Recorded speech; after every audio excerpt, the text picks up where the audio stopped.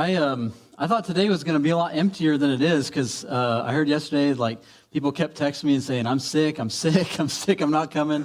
And then this morning I got a couple more texts and I just found out I was like, my goodness, we're going to have a really, really small crowd. And I mean, probably we are missing a lot of people, but I'm still glad to see all of you guys here, and it's exciting. And I will say that this is a really important sermon, a really important message. And we're going to be coming back to this throughout the year. But if somebody that is missing today, make sure you just put a little bug in their ear and say, hey, get on the YouTube channel, or get on Facebook and listen to this message, because especially if you're a member of this church, this is really important. Because we're wrapping up a series today, and we've been talking about our mission and our vision for 2025. And by the way, next week we're starting our journey through the story, and we'll be in chapter 1 for both next week and the week after. And so if you haven't gotten your story, your storybook, it's back there on that little table. You can get the hardback for $5, and the kids' versions are $10. If we need to order some more of the kids' versions, we can. Just let us know. But we're going to be in chapter 1 starting next week. So make sure if you've already read, I've talked to several people, and they're like, oh, I've already read 9, 10 chapters. I'm like, great, good job. Go back and read chapter 1, So it's all right. But just get it on your mind. So the first week of this series, we focused in on our mission. And what's our mission statement as a church? Loving people and leading them to Jesus. That is our mission statement. But we also talked about the foundation of our mission statement. It's those words in Matthew 28, 19 and 20, where Jesus gives the Great Commission. Everything, when we say loving people and leading them to Jesus, it's our short version of saying this is what we're doing, this is what we're about. And then last week we took a look at our vision, and remember, mission is something that never changes. One church to another church may say it a little bit differently, come up with a more catchy version or whatever. Mission doesn't change, but vision is how a particular church lives out their mission, for the foreseeable future, right? And so we're talking about 2025, and so we're talking about our vision. What are the tangible goals? What are the things that we are trying to accomplish as a church? And that's kind of what we've been talking about last week and this week. And so last week we talked about our vision for teams and groups. Again, I'm not going to go into that. If you get on and watch it, you can see it all. But today, what I want to talk to you about is our vision of being a self-sustaining church. And so what does it mean to be a self-sustaining church? Well, first of all, it means all of our teams are doing their jobs, right? Like the kids are being taught, the Sunday morning is getting set up, all the things are happening, that the worship team, all those teams, that's part of being self-sustaining. And I just have to say, y'all have stepped up. It's been awesome. Give yourselves a hand. Literally, just not a golf clap. Man, you guys are doing awesome. It's fun to see. I'm going to go off. I'm going to go on a tangent, and I'm sorry. But 2020, when I arrived back here in Cordell, I would walk into this church building before worship service, and it was dead. It was absolutely dead until about 10 minutes before church started, and then everybody starts showing up. Now, if you walk in here an hour before church starts, there's people running around, there's people doing coffee, there's people setting out snacks, there's the worship team practicing, there's people setting up children's church back there, there's just things going on all over the place, and it's just awesome. It's nice to walk in here and just feel the joy and the excitement of all you people doing all your jobs, and it's just awesome, and so I love that. Okay, tangent, I'll leave that now. Okay, let's get back to the sermon. So what does it mean to be self-sustaining? Well, first of all, our teams have to be filled, right? But it also means that we've got to be able to pay our bills. It means that, as a church, we got to pay our employees. That's me, the lead minister, Richard, our co-minister, our janitor, our secretary, and our building and grounds person. We got to pay those people. It means that we can pay our utilities and our insurance. And you can imagine that's pretty high, right? If you think your utility bill is high on your house, just try to pay it on I don't even know how big this church building is, but it's expensive and it's drafty, so it's not great. It's old. It means that we've got to be able to upkeep and maintain this building. It means that we've got to be able to support mission work both in Cordell and outside of Cordell. Like that's what we want to see as a self-sustaining church. We want to be able to, first of all, do the jobs that need to be done, and second of all, we got to be able to pay the bills. And so I just want to give you a couple statistics. The first one is this: our weekly need as a church is $6,800. That's how much we need every single week in order to pay our bills, in order to do the things that we feel like we need to do. Right now, let me show you another statistic, and that is that our average weekly giving for 2024 is $1,091. Now, why do I show you that number? And it starts to feel a little bit like, well, how in the world are we making it, right? You may be wondering. And by the way, I'm not going to go line by line through the budget today. Like, I know this is a budget sermon, and everybody hates budget sermons, okay? But that's what it is. But I'm not going to go line by line. I've done that in the past. We're not going to do that. But you're probably wondering, how in the world, oh, by the way, if you want to go line by line, come talk to me, and I'll show it to you. Like it's there. It's posted on this board down this hallway if you want to see it. And if you want an explanation, you can talk to me, and we'll explain everything. But the reason that we are making it when we're not giving as much as what we need is because of this man right here. His name is Eldred Sassine.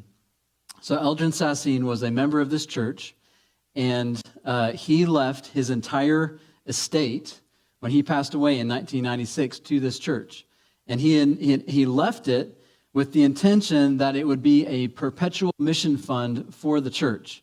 In other words, the church would be able to support missions, both domestic and foreign, around everywhere.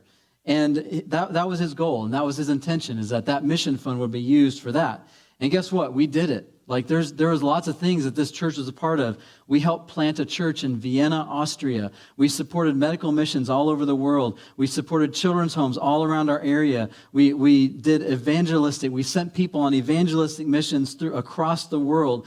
We facilitated and provided a ton of aid to Cordell in 2001 when there was a F3 tornado that ripped through our town and destroyed, houses and took out power. And then literally 6 weeks later, there was a giant ice storm that knocked power out for another 2 or 3 weeks. And this church supported and did things because of this mission fund that was left to us through Eldred Sassine.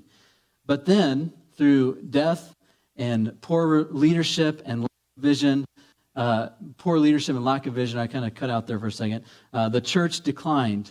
And eventually the church began to rely almost completely on the proceeds of the Sassine Mission Fund just to survive. And that's where we are today, is that we are surviving because we do have this mission fund and we're able to take the interest off of it and we're able to pay the bills, right? But we have a vision of being a self-sustaining church once again. And so last year and this year, our board of directors and a few of our board of directors are not here. See, if you're on our board of directors, there's Lee back there. I was looking next to Michelle and I don't see him. Lee's back there. Angel and Darcy, I think they're sick. Darcy Kachida, there she is. She's on our board. And then David Jones. They're all sick. Everybody's sick today. So they decided over the last 2 years, they have withdrawn more than the interest that we're making. And they're doing that because, and there was a lot of discussion about that, I will tell you. There's a lot of discussion about that, but we are trying to operate on faith, believing that God is going to bless this effort to do something different and do something new as a church. And so we have been withdrawing more than we're making. And you know how that works, right? If you're spending more than you're making, eventually you're not going to have anything. You're going to go into debt and you're going to have to declare bankruptcy. You know the way it goes. All right. But we have a vision of being a self-sustaining church, and we don't want to deplete this Sassine Mission Fund to the point that it's gone. We actually want to honor his wishes and be a mission-focused church again. Now, this may sound like a little bit of doom and gloom, but it's really not, okay? It's really not. Because in 2020, as best as I could tell, when I arrived back here in Cordell, we averaged less than 40 people on Sunday morning. Like, when I came, my first Sunday back, a bunch of people that knew me and people from out of town came back, and we had 61. And everybody was like, woohoo, yay! And I'll tell you what, now when we have 61 people, it feels empty. It really does. It feels empty. But we've continued to grow from that point on. In 2023, we averaged 62, and we averaged $942 a week for giving. In 2024, we averaged 76 people, and we are averaging 1,091 last year, right? And so we're going up, we're increasing, and we didn't really set any goals, right? We were just trying to do some things differently. We were trying to change some things. We were trying to focus on new things, focus on discipleship rather than, just teaching in a Bible class. We were trying to focus on so many different things. And so there has been an increase that has happened naturally as we've grown. But now I want to put this before us as a church. And I want to put it before us as a vision. And I want all of us to take this vision on and say, hey, look, this is what we're trying to do. How can I be a part of this, right? How can I be a part of this? And God has been doing incredible things. I counted up the number of people that have been baptized in the last 2 years, 24 people. Okay, that's something to clap about, right? I mean, we have seen a ton of people give their lives to Christ, and there's been just this constant buzz and excitement. But if we're going to be a self-sustaining church, and if we're going to meet our weekly need of $6,800, that's too much for 97 people. That's our membership right now, 97. It's too much. We just can't do that. That's way too high. And so, we as members of this church need to think about, how can I give, but also how can I invite? How can I be, promoting, this church in your life? Now, I'm not saying go and steal sheep. I hate sheep stealers. And what I mean by that, don't steal people from other churches. It's not what we're looking to do. We want to make a difference in people who don't know Jesus, right? That's our focus. That's our goal. Like the reason that we're here is not just to steal church people from other churches. We're here to lead people to Christ. We're about loving people and leading them to Christ, right? So before I share our goals on giving and on attendance, I just want to give you a little sermon. And you're like, well, you're just now starting the sermon? Yeah, I am. Okay. All right. I'm sorry, but there's a lot to get to in this sermon. And this passage, especially that we're going to look at, is really important. So we're going to answer this really important question. And that is this, why should I give? Why should I give? Now, this is one of those topics that many people have been burned by the church, okay? The church has gotten kind of a gross reputation for guilting people into giving. How many people know or have been guilted into giving, all right? There's churches that guilt people into giving.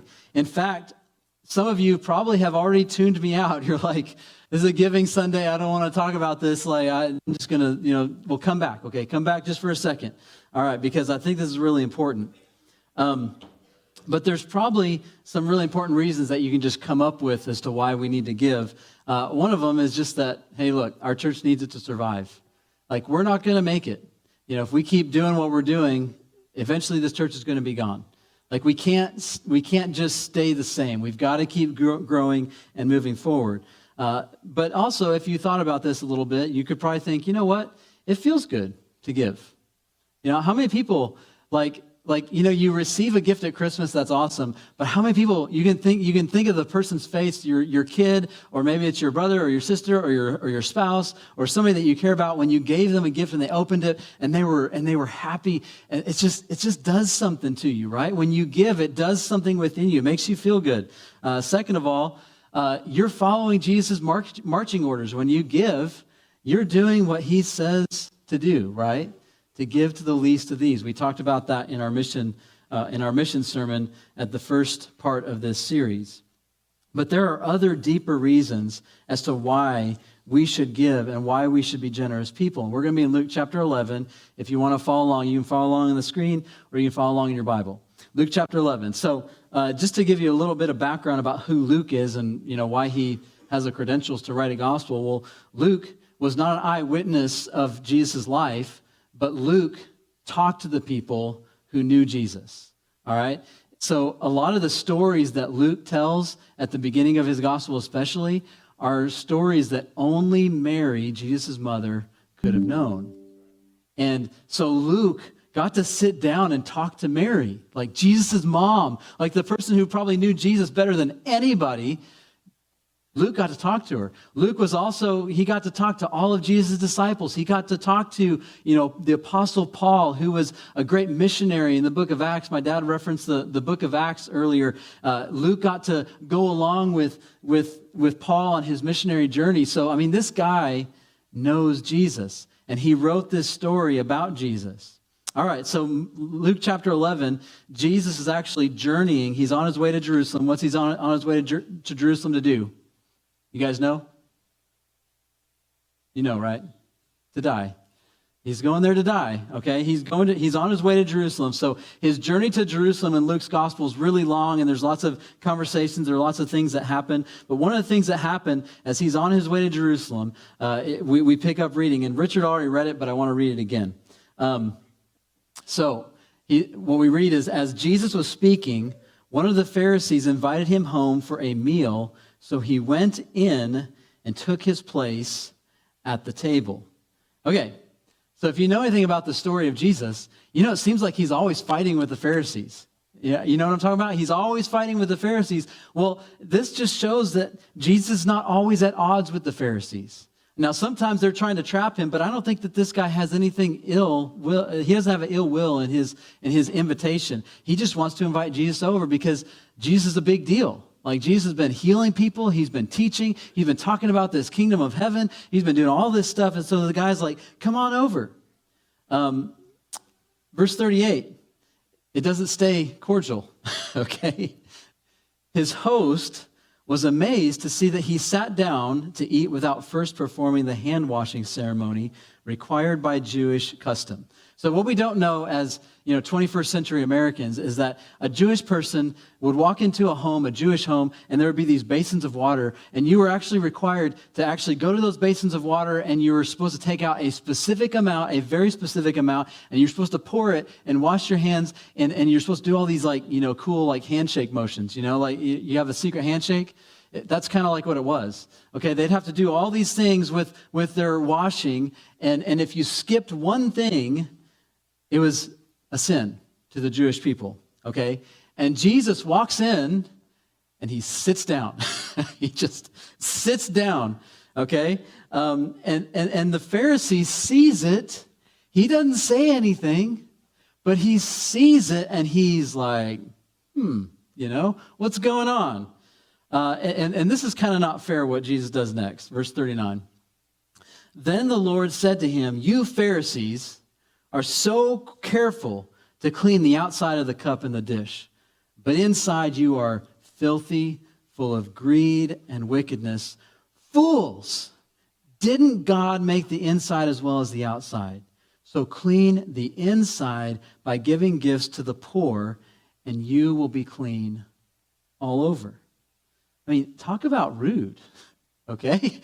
That's really rude. This guy just invites Jesus over for a meal, probably because Jesus is a big deal, as I've already talked about. And Jesus just walks in. He ignores an important tradition that he knows about, and then he blasts the Pharisee for just thinking the wrong thing, right? He didn't even say anything. He just blasts him for thinking the wrong thing. Now, you know that thing that we're told, if you can't say something nice, don't say anything at all. That wouldn't work with Jesus. Jesus is like, don't think it, right? Because if you think it, I know it, right? I wouldn't want to be around Jesus that much, right? It'd be a little bit scary, okay? I remember this one time that me and my family were sitting down to eat. This was when Brighton was 5 or 6 years old, and we just had this long conversation about, don't complain when your mom makes food or when I make food and we sit down to eat. And I looked at him and I was like, Brighton, thank you for not complaining. And he goes, I'm complaining on the inside.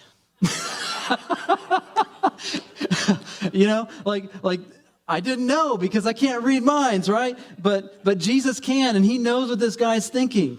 And so there's this incredible statement that Jesus makes. He says, somehow when you give, it actually cleans the inside of you, right? There's something that can happen inside of us as we give. You know, we often think that we have to go through all these spiritual motions and do these spiritual disciplines, and we need to pray, and we need to do all this stuff, you know, and that's how we cleanse ourselves, right? But Jesus is like, actually, you need to be a generous person, and you need to give, because there's something amazing that happens to us when we give, and we're going to come back to that, but we're going to continue to read Jesus' insults, okay?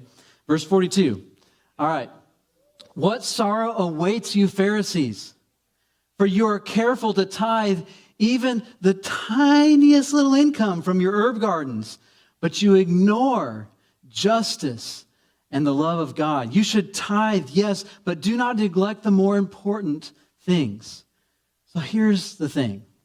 The Pharisees were giving the tithe, which, if you're familiar with the Old Testament, the tithe is basically a tenth. Okay? And the tithe has a lot of background in Jewish thought. You know, Abraham, you know, the father of the Jewish nation, he gave Melchizedek the tithe or the tenth after his victory in battle. Ezra and Nehemiah, they take the tithe from the people because they're not giving it, and they take it as a tax to be collected to support the priests and Levites. In the book of Malachi, the prophet, he says that when you're not giving your tithe to God, Jewish people, you are stealing from God. So like there's a lot of background behind this idea of the tithe. And the Pharisees, they're going overboard. Like they're doing things that are crazy. Like they're harvesting their basil and then they're taking a tenth of it and they're giving it to God. I don't know how they're giving it, like whether they're burning it or whether they're giving it to the priests. I don't know. But they're tithing it. Okay? But their tithing was not doing anything within them. It was simply part of a long list of things that they had compiled that they had to do to be pleasing to God and to get God to be on their side. And Jesus actually knows the true motivation of what these Pharisees are doing. He says it in the next verse. He says, "What sorrow awaits you, Pharisees? For you love to sit in the seats of honor in the synagogues and receive the respectful greetings as you walk in the marketplaces." You see why they're tithing? They're tithing to receive honor and respect so that other people will give them the best and most important seats and look at them with eyes of adoration, just like junior high girls look at the young, good-looking, newest pop star, right? They just want to be looked at like that. They want to be looked up to. But Jesus is telling them, he says, hey, look, the reason you give, it matters. Like, it really matters. It can cleanse you, or it can do something completely different. Look at what he says in verse 44. He says, yes, what sorrow awaits you, for you are like hidden graves in a field. People walk over them without knowing the corruption they are stepping on. You see, when you give with wrong motivation, you actually spread corruption. Jews weren't allowed to touch dead bodies, okay? Well, if you touch a dead body, sometimes it was unavoidable, right? Because sometimes people die, sometimes things die.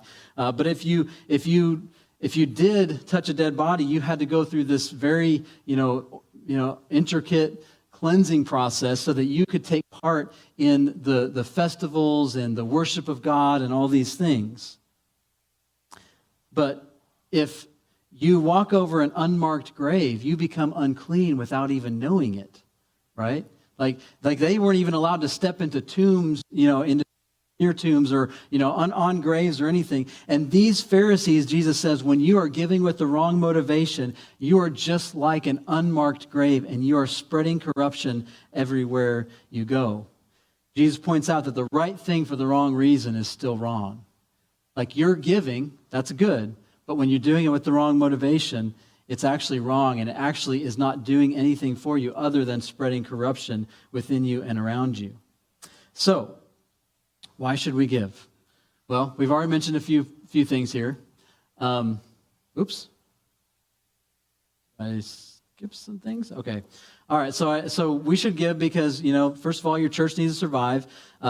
Feel good. That's good. It makes you feel good when you give. We're living out Jesus' words to give to the least of these. But this passage reveals something else. And I think that this is not on the slide. So if you're taking notes, you should probably write this down.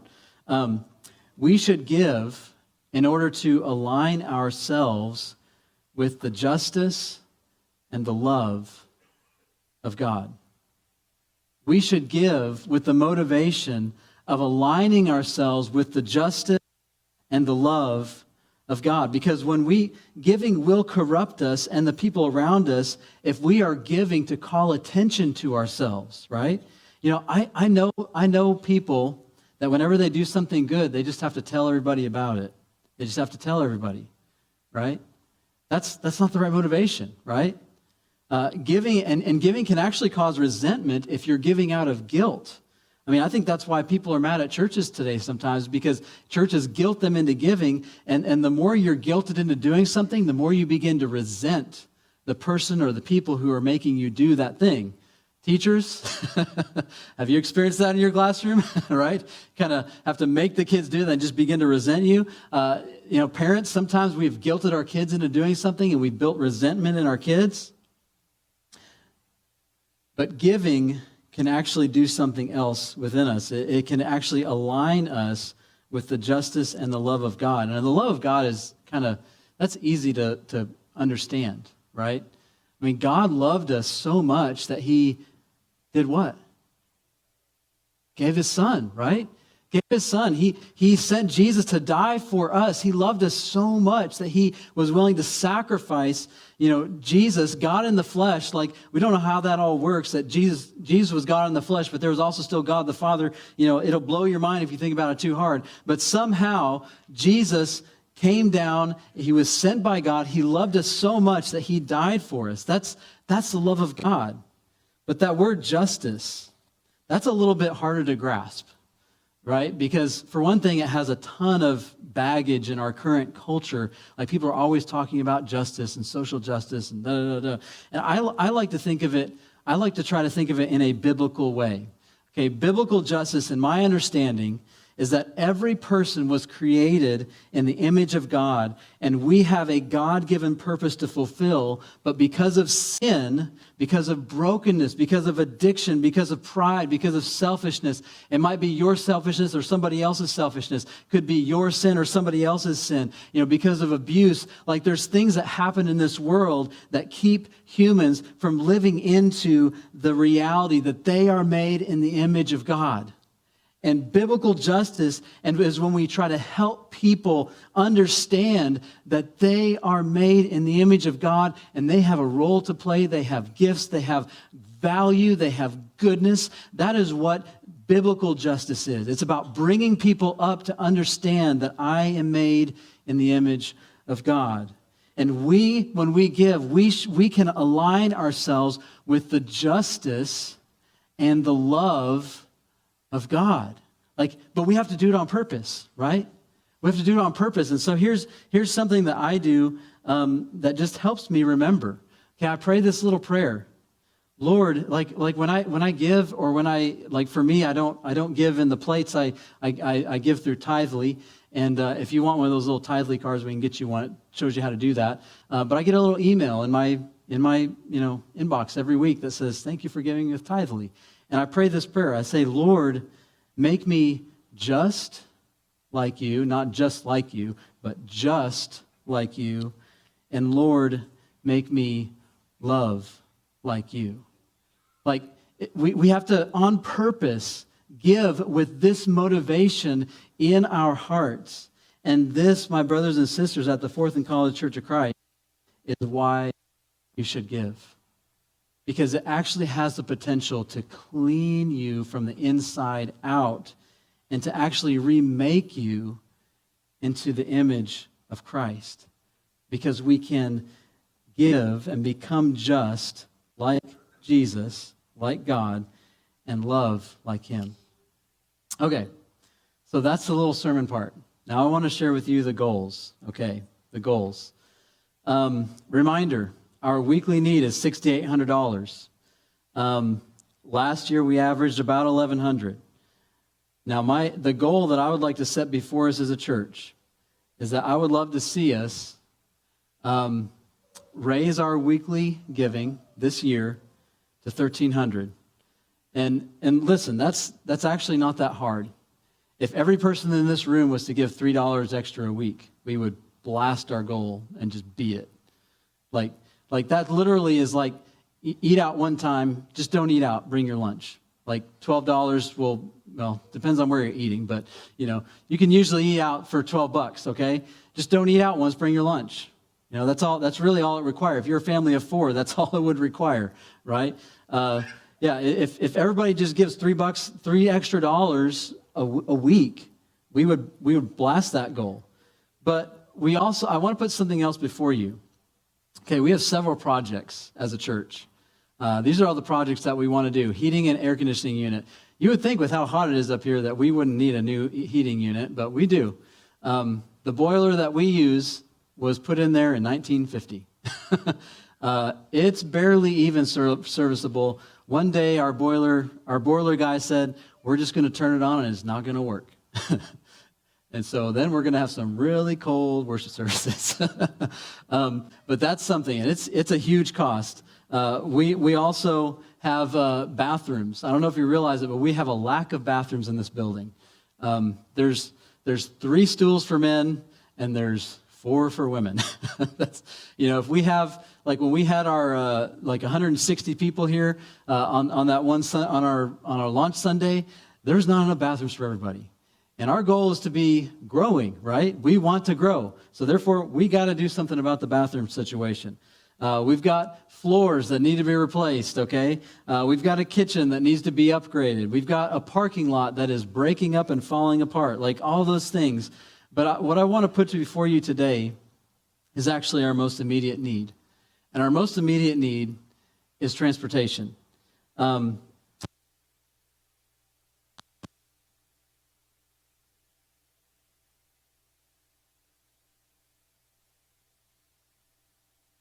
Hello? There we go. My goodness. Hey, if you've got a cell phone back there by the soundboard, stick it outside, like over to the right, my right, your left, like all the way. Sometimes cell phones can mess with it. Anyway, but yes, we need transportation.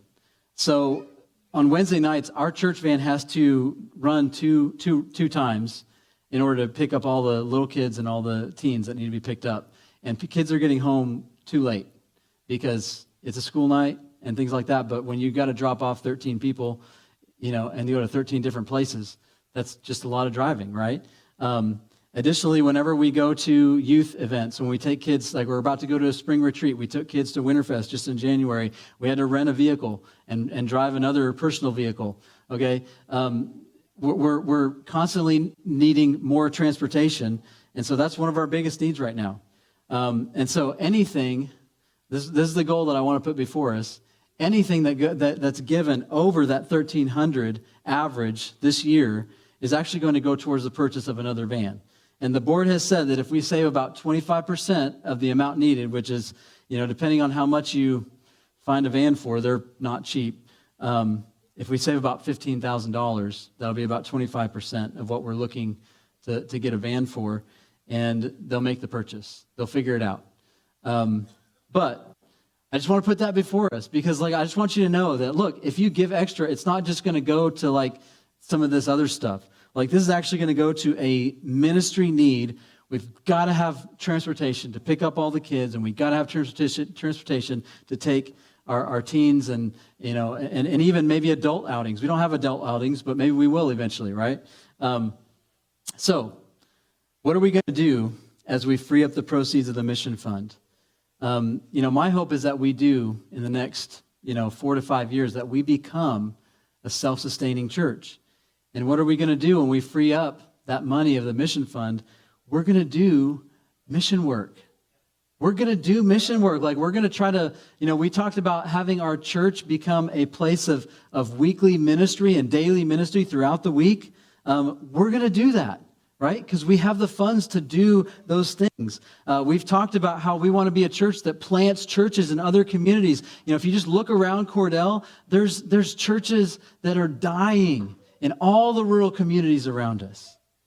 And we want to be a church that plants in those places where churches are dying and where people don't have an opportunity to hear the gospel of Jesus. And that's what we're going to do as we become self-sustaining. All right.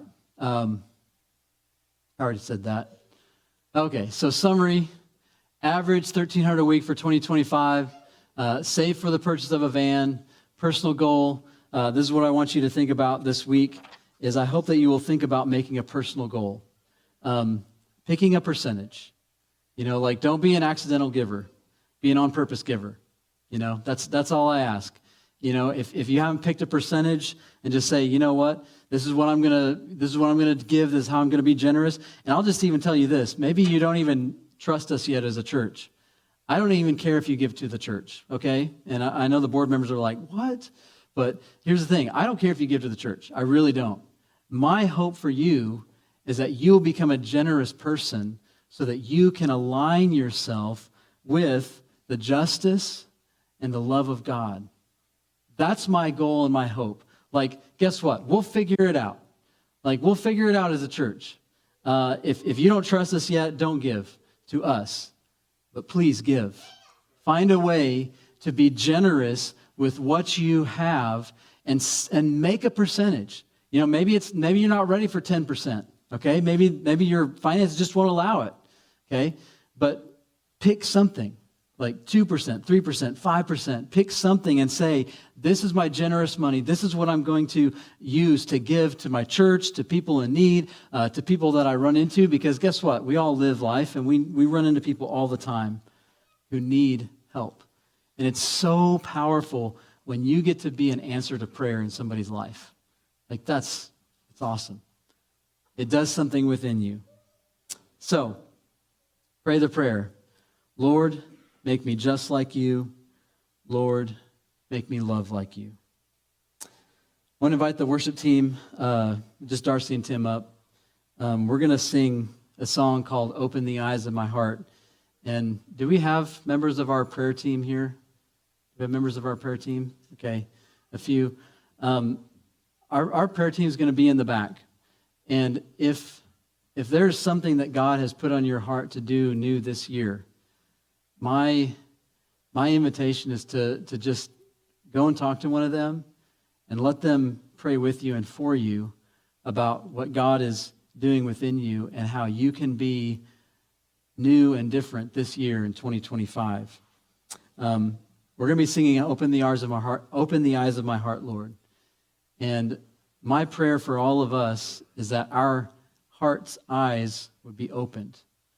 That we would see what it is that God is trying to do and that we would join in with what God is trying to do. So I want to end with a blessing found in Paul's letter to the Thessalonians, and then we'll stand and sing. Now, may our God and Father himself make your love increase and overflow for each other and for everyone else. May he strengthen your hearts so that you will be blameless and holy in the presence of our God and Father when our Lord Jesus comes again. Amen. Let's stand and sing.